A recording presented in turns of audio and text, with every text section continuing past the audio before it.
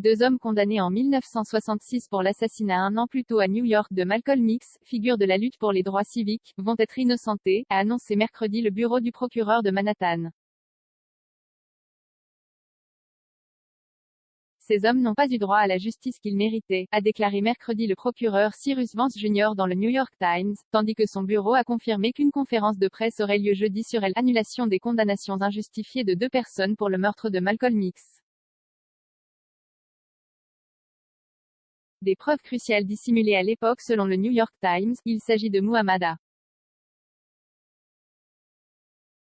Aziz, 83 ans, sorti de prison en 1985, et de Khalil Islam, libéré après avoir purgé sa peine en 1987 et mort en 2009. D'après le quotidien new-yorkais, l'enquête de 22 mois conduite de manière conjointe par le bureau du procureur et les avocats des deux hommes révèle que les procureurs, le FBI et la police de New York, NYPD, ont dissimulé des preuves cruciales qui, si elles avaient été connues, auraient probablement conduit à l'acquittement des deux hommes. En février 2020, après la diffusion d'un documentaire sur Netflix, Who Killed Malcolm X, Cyrus Vance avait demandé à ses équipes un réexamen du dossier.